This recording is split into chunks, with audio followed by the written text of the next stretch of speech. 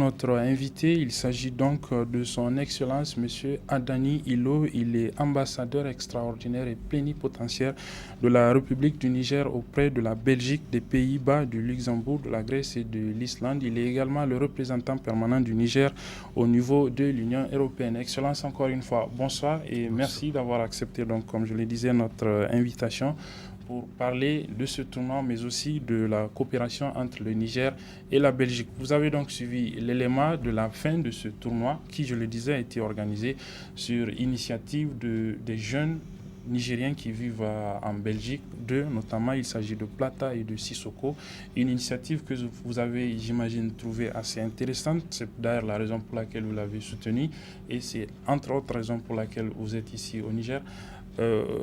Comment est-ce que l'idée du tournoi, quand c'est venu au niveau de l'ambassade du Niger, comment est-ce que vous l'avez trouvée pertinente pour la soutenir et aboutir aujourd'hui à sa fin aujourd'hui?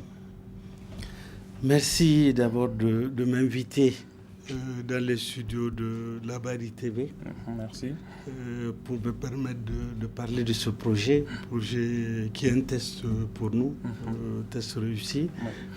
Mais à travers ce projet, la communauté nigérienne de Belgique. Donc ce projet est parti d'une idée originale d'un jeune Nigérien qui s'appelle Bachir Savo, dit Plata, oui. Et qui est également avec M. Sisseko, Mamadou, qui sont des jeunes issus vraiment du terroir de Niger et qui ont déjà par le passé eu à organiser le TGV. Donc le football, ils savent de quoi il s'agit. Donc à partir de cette idée originale, nous avons au niveau de la cellule de promotion des projets culturels sportifs, nous avons conçu, nous avons structuré pour en faire un projet qui soit le plus représentatif de cette communauté-là en direction de la communauté nationale. Alors, c'est donc une initiative de deux jeunes Nigériens que l'ambassade a trouvé et elle les a aidés à monter le projet jusqu'à l'aboutissement final. On a vu avec la coupe qui a été remportée par une équipe de Bukoti, le Racing. On a vu aussi que le nom du tournoi, le nom de la coupe a été porté sur le président de la République. Pourquoi cela? Pourquoi Coupe du président de la République? Pour deux raisons essentielles. La première, elle procède du fait que la communauté nigérienne de Belgique, à travers ces jeunes, a tenu à montrer sa capacité à élaborer un projet en direction du territoire national. La deuxième, elle procède de la volonté de cette communauté-là de remercier le président de la République, d'où le nom Coupe du président de la République, pour avoir consacré, concrétisé, matérialisé sa promesse qu'il a faite à la diaspora nigérienne de manière générale, mais particulièrement en direct de Bruxelles, où il a promis à la communauté nigérienne de Belgique que il allait aller dans le sens de la transformation positive du code de la nationalité nigérienne. Donc, Coupe du président de la République pour cette raison, pour dire merci au président de la République. Le match de gala, lui, qui oppose le gouvernement à l'Assemblée, lui aussi, c'est pour nous une manière de dire merci au gouvernement qui a initié le projet de loi, à l'Assemblée qui a voté le projet de loi, qui est portant le code de la nationalité nigérienne, voilà, et qui revise l'ordonnance de 84 modifiée. Voilà. Donc ce projet de loi dont vous parlez à l'instant a été modifié donc, pour permettre aux Nigériens qui sont dans d'autres pays, la Belgique par exemple, d'avoir aussi bien la nationalité belge par exemple que celle du Niger qu'ils ont déjà. Alors, Excellence, vous êtes le représentant du Niger en Belgique, où le Niger a une très forte communauté, il faut le dire. Peut-être vous allez d'ailleurs nous dire combien est-ce qu'elle est estimée et comment est-ce qu'elle vit là-bas en Belgique. Merci. La communauté nigérienne de Belgique, elle est estimée. Elle est estimée à entre 4 000 et 5 000 personnes. Je dis estimation parce que nous n'avons pas effectué de recensement encore précis. Disons, nous n'avons pas fini le recensement. C'est une communauté qui est très diversifiée, qui est très riche, qui regorge de ressources humaines de qualité, à l'image de celle qu'on a vue, qui a permis la réalisation de ce projet. C'est une communauté qui est dynamique sur le plan commercial, qui est aussi jeune d'ailleurs, d'où certainement ce dynamisme-là. Et c'est une communauté également qui fait honneur, je pense, à la communauté nationale, dans la mesure où être nigérien en Belgique, c'est un label de qualité humaine, parce que la communauté nigérienne est citée en exemple. Elle est citée en exemple en Belgique, parce que c'est une communauté exemple d'actes, disons, graves ou harrelants ou de criminalité ou de terrorisme. Donc elle vit vraiment en symbiose avec les populations qu'elles ont trouvées là-bas en Belgique. C'est en tout cas aussi une des communautés de la diaspora nigérienne qui a plus d'écho ici au Niger. Et cela peut-être est dû, vous l'avez peut-être aussi ébauché, au dynamisme de cette communauté qui s'est même constituée en une association qui a aussi fait parler d'elle longtemps, l'Air Nouvelle. Comment est-ce que le partenariat entre cette association, l'association des ressortissants nigériens vivant en Belgique, et l'ambassade, qui est la représentation de l'État là-bas, comment est-ce que ça se passe? Nous avons un partenariat qui est très dynamique, qui est très fructueux entre l'ambassade du Niger en Belgique, à Bruxelles, et l'association des ressortissants nigériens en Belgique. C'est un partenariat qui est structuré autour d'un certain nombre de projets communs. C'est pour ça que nous arrivons, nous nous entendons, parce que nous avons des projets communs. Parce qu'il est beaucoup plus facile de s'entendre quand on sait où on va, quand on va vers la même direction, que si on n'a pas de direction ou si chacun a des idées ou des directions alternatives. Donc l'entente entre l'ambassade et la communauté à travers son association, elle se fait sur la base de projets.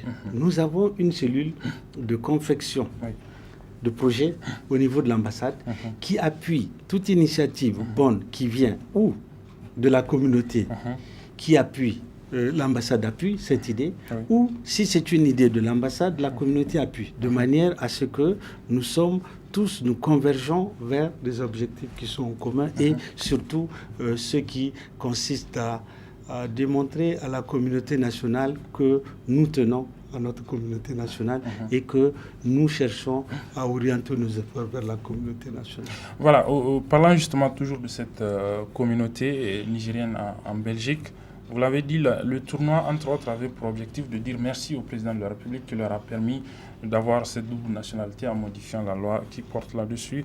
Le chef de l'État a fait aussi une promesse à la diaspora nigérienne, celle de leur permettre pour les prochaines élections de voter. Comment cela aussi a été accueilli, puisqu'on sait que dans le cadre des prochaines élections, les Nigériens vivant à l'étranger, de la diaspora, donc, ils peuvent aussi voter et même avoir un représentant au niveau du Parlement. La loi permettant aux Nigériens de l'extérieur, de manière générale, à la diaspora, de pouvoir élire ses propres représentants, a été accueillie avec beaucoup de satisfaction, beaucoup d'enthousiasme au niveau de la communauté nigérienne de Belgique. Et elle a été considérée comme une sorte de justice rendue à cette communauté, et comme une loi qui réhabilite les Nigériens de la diaspora en tant que citoyens.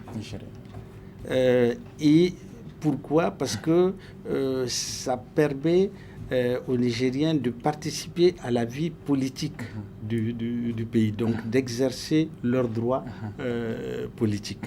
Et vous savez, d'habitude, quand nous allons, tous les représentants du Niger à l'extérieur, quand nous allons vers la communauté pour leur dire il y a telle catastrophe au niveau du pays, il y a tel événement, on demande votre contribution. Ils nous disent souvent, c'est bien, Mais chaque fois, c'est quand il y a des catastrophes seulement que vous faites appel à nous. Oui. Mais quand il s'agit de voter, quand il s'agit d'exercer des droits politiques, on dit, mais est-ce qu'au fond, vous n'êtes pas, peut-être quelque part, vous n'êtes pas totalement nigérien. Donc vraiment, c'est accueilli avec beaucoup de satisfaction et nous espérons que les institutions qui sont chargées de la mise en œuvre de cette loi feront en sorte que nous puissions demain, et c'est ça notre objectif, dire qu'il y a un député des Nigériens de Belgique. Voilà.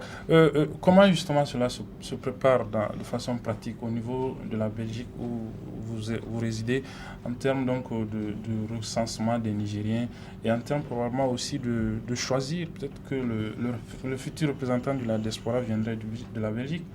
Comment ça se passe là-bas en termes de préparation? En termes de préparation, nous essayons de faire en sorte que l'ambassade, qui est la structure administrative, soit en ordre de bataille. Mais aussi que la communauté nigérienne de Belgique, à travers l'association Arnibel qui a politique, soit en ordre de bataille et que nous conjuguons nos efforts pour, d'une part, faire en sorte que les Nigériens qui ne pouvaient pas avoir un certain nombre de pièces d'état civil, parce que sous l'empire de l'ancienne loi, quelqu'un qui acquiert la nationalité de notre pays, même si c'est par le fait de la naissance, parce que ses parents sont à l'extérieur, il perd ses droits citoyens. Donc vous ne pouvez pas lui délivrer un acte de naissance. Vous pouvez lui délivrer aucun acte d'état civil.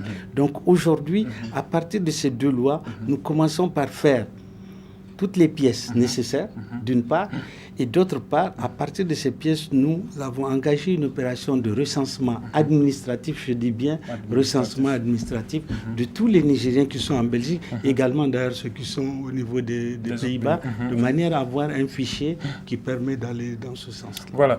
Excellence, nous allons cette fois-ci parler de coopération entre la Belgique et le Niger. La Belgique est un grand partenaire du Niger. Aujourd'hui, comment se porte cette coopération entre notre pays et la Belgique? La coopération entre le Niger et la Belgique se renforce davantage aujourd'hui. Elle se renforce en s'orientant vers de nouveaux horizons qui sont notamment ceux de la sécurité à la faveur de la situation actuelle de notre région, mais du monde en général, qui fait que la sécurité aujourd'hui est devenue un thème de partenariat qui est dynamique parce que ça concerne le monde entier. Donc elle s'intensifie. Elle s'intensifie, mais également elle se renforce à partir des 4 piliers qui sont ceux sur lesquels repose ce partenariat. Mais c'est lesquels déjà? Alors ces piliers, ils sont 4, comme je le disais. Il y a le premier pilier, c'est celui de la santé. Vous savez, la Belgique est le chef de file des partenaires du Niger en matière de santé. Santé humaine surtout, mais également santé animale. Le deuxième axe de coopération avec la Belgique, c'est le développement rural. Développement rural en appuyant les projets du programme 3N, particulièrement. Le troisième axe, c'est celui de la formation civile, formation militaire. Et le quatrième axe, parce que vous savez, la Belgique, c'est un État fédéral, c'est un État qui est très décentralisé. Donc le quatrième axe, c'est celui de l'appui aux collectivités territoriales, tout ce qui est communes, etc. Alors, c'est beaucoup plus dans le domaine de la santé, effectivement, que l'on voit la Belgique ici au Niger. Quelles sont, par exemple, les dernières actions de la Belgique dans ce domaine de la santé? Si on prend, par exemple, cette question de la fièvre hémorragique à virus Ebola qui sévit dans la sous-région est-africaine, où le Niger a mis un certain nombre de dispositions pour prévenir la venue de cette maladie ici au Niger. Dans le cadre de la coopération avec la Belgique, est-ce que des actions ont été envisagées ou bien même peut-être menées dans ce sens? Il y a, oui, des actions ont été engagées. D'abord, la première, elle consiste pour la Belgique en tant que chef de file des partenaires, c'est d'essayer de faire converger tous les partenaires dans ce sens et faire en sorte que chaque programme de coopération ait la flexibilité nécessaire qui permet de faire face à cette menace qui est nouvelle et qui n'avait pas été prévue au moment de la programmation budgétaire. Donc, et ce qui fait qu'aujourd'hui, nous sommes dans la phase effectivement de la mise en œuvre où on oriente le budget à la fois bilatéral de la coopération nigéro-belge, mais également le budget au niveau des institutions multilatérales pour pouvoir avancer dans ce sens. Voilà, dernière question, Excellence. Quelles sont les perspectives dans le cadre de cette coopération justement entre le Niger et la Belgique pour les années à venir? Les perspectives, est-ce qu'elles sont bonnes? Les perspectives, elles sont bonnes. Elles s'orientent à la faveur du programme de la Renaissance au Niger, d'une part, et aussi de la revision de la politique de coopération belge. La Belgique est en train de réviser sa politique de coopération pour la centrer au niveau d'un certain nombre de régions géographiques dans le monde, dont le Sahel, d'où le thème de la sécurité, mais également sur le plan de thématique en allant dans le domaine où elle a un avantage comparatif comme celui de la santé.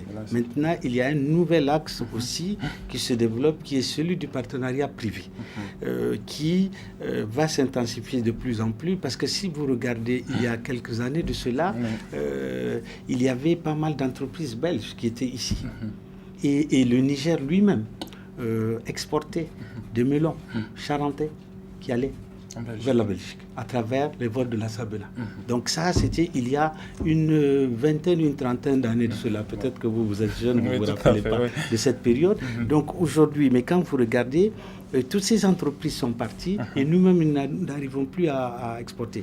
Donc aujourd'hui, ce qu'on fait, les perspectives, c'est de renforcer ce partenariat de manière à faire en sorte que demain, nous puissions exporter nos oignons, nous puissions exporter par exemple nos melons charentais et que les entreprises belges qui sont très très bonnes, très qualifiées dans beaucoup de domaines, puissent aussi se réimplanter au niveau du Niger. Voilà. De très belles perspectives en tout cas. Excellence, merci encore une fois d'avoir accepté l'invitation de la télévision Labari pour partager ces moments avec nous. Merci aussi à vous, chers téléspectateurs, qui nous avez suivis. Merci également aux équipes techniques et rédactionnelles qui m'ont aidé à vous présenter cette édition qui s'achève ici.